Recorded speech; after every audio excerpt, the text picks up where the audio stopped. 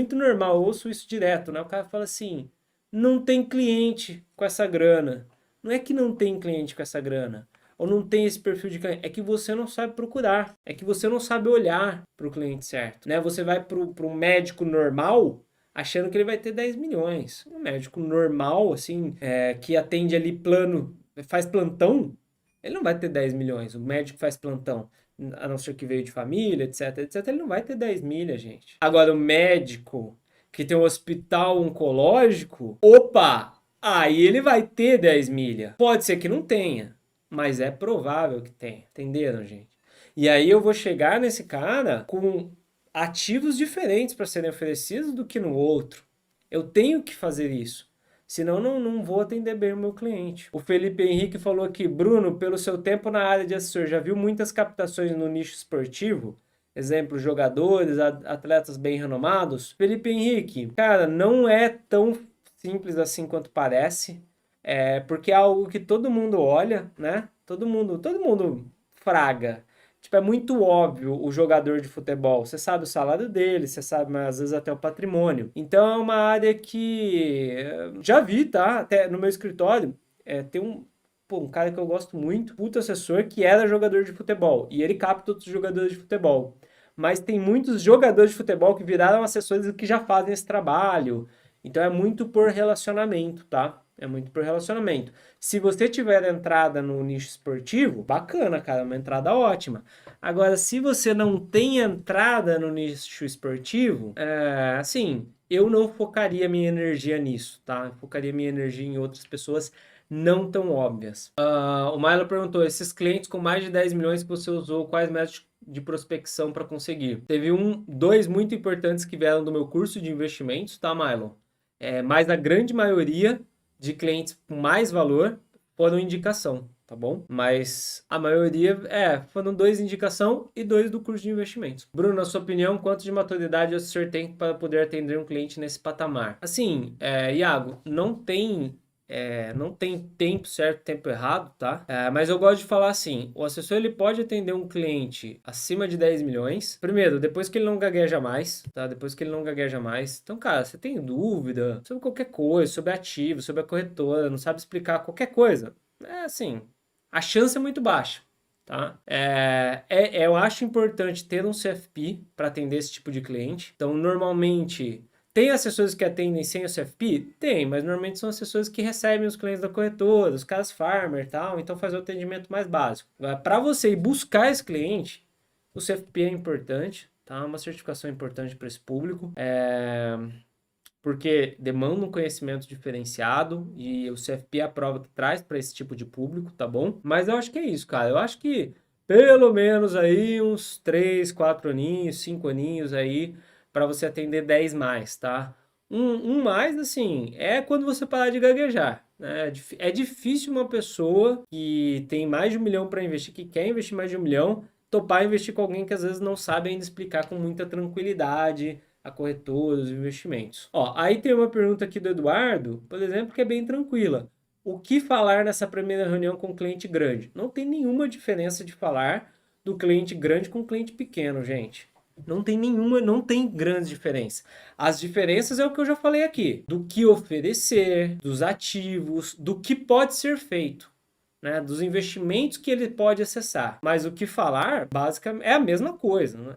É gente, pessoal, é gente, respira, bebe, dá risada, mesma coisa. Não tem diferença não. Não caiam nessa que você tem que se portar diferente, que você tem que ser um robô porque o cara tem 50. Não, mesma coisa. Os fundamentos que servem para uma pessoa de 10 milhões são os fundamentos que servem para uma pessoa de 100 mil. Só que os ativos podem mudar.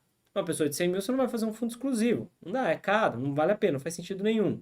Uma pessoa de 50 milhões dá, embora hoje não tem tantas mais vantagens, mas dá para fazer. Entendeu? Você não vai personalizar uma operação estruturada para um cliente de 100 mil, não pode. Para um cliente de 1 milhão dá para personalizar. Você não vai dolarizar muito para um cliente de 1 milhão. Até dá, para um cliente de 1 milhão dá. Mas não, né, tem que tomar cuidado. Cliente de 5, 10, pô, você tem que, aí na minha visão, né, você tem que dolarizar, senão você está oferecendo um mau serviço para esse cliente, sacou? O Adriel Mota perguntou, boa, tem um amigo que a família dele tem uma pequena rede de supermercados. Vamos lá, Adriel, vamos estimar. Pequena rede de supermercados. Quantos supermercados tem? Qual o tamanho do supermercado? Como estimar o porte e como... como fazer o contato não é o tema de hoje, né? Como fazer o contato é o que eu sempre falo aqui, já várias técnicas. Não tem segredo para fazer o contato. Sim, fora os que eu já falei. Mas estimar o porte. Vamos lá. Ó, vamos ver. Primeiro você pode usar o Google, ó. Quanto fatura um supermercado por mês? Ó, um supermercado médio em cidade do interior fatura, segundo o Google, é para a gente ter uma ideia, gente. Tem que estimar, tem que chutar. Não adianta ficar... eu quero saber... Você só vai saber exatamente a hora que o cliente abrir os valores com você. Porque a pessoa, tá? Eu já vi gente que ganha 50 mil e gasta 60. Literalmente, eu já vi. Na verdade, eu já vi que ganha 30 e gasta mais de 30. Às vezes o cara ganha dinheiro e gasta. Agora, a gente tem que ter uma ideia. Ó, 1 milhão por mês. Fatura. 4% de lucro. 40 mil reais por mês. Então, assim, depende do supermercado pequenininho. Um supermercado pequeno, pô,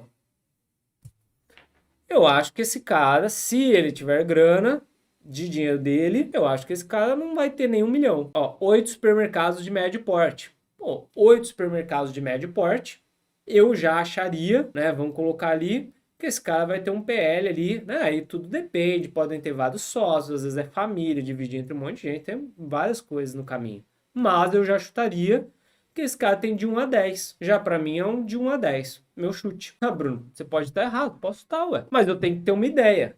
Eu vou preparado para 1 a 10. Às vezes ele me surpreende, também assim, de 10 para 20 não muda muito, mas ele não vai ter 50, nem a pau. Não vai ter mais de 10. Não vai ter mais de 10 com 8 supermercados. Em grana, não vai. De giro no mercado dele vai ter bastante, mas ele de grana não vai ter 10 nem a pau. Isso é certeza. Eu tenho certeza. A não ser que, claro, às vezes o cara tem fazenda, tem outros negócios, né? Mas 1, 2 ali de dinheiro ele deve ter, pode ter. Beleza, galera? Alguém tem mais algum exemplo aí de dúvida? Aí o Eduardo falou, como atrair esse tipo de cliente que normalmente já são procurados por gerentes, assessores. Procurado por gerente ninguém é, né? Os caras não são procurados por gerente, não. O gerente só faz atendimento. E assessores também meia boca, né? Mas como chegar nessas pessoas, gente? Tudo que eu ensino aqui: ligação, visita, conteúdo nas redes sociais, palestra, curso de investimentos, networking, indicação. É isso, é assim que chega. Essas pessoas são gente, pessoal. Elas estão nos eventos, elas têm redes sociais, elas assistem palestras, elas assistem cursos de investimentos para aprender a investir, né? Tudo elas fazem. Elas são pessoas como vocês. É que quando a gente ainda não tem vários clientes assim, a gente acha que é um universo à parte. Não é um universo à parte, é um universo relativamente normal, beleza?